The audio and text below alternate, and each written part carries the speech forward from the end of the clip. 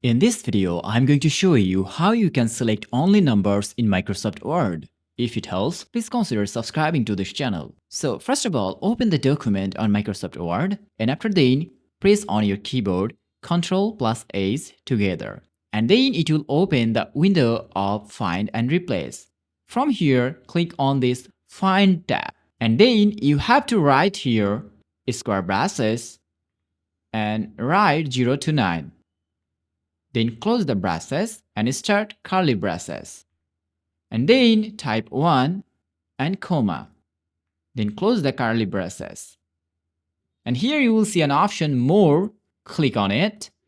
And then check this Use Wildcard option.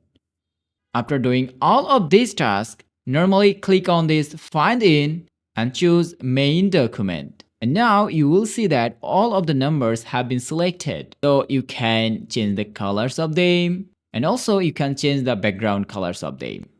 So that's all about today's video. Thanks for watching. Allah Hafiz.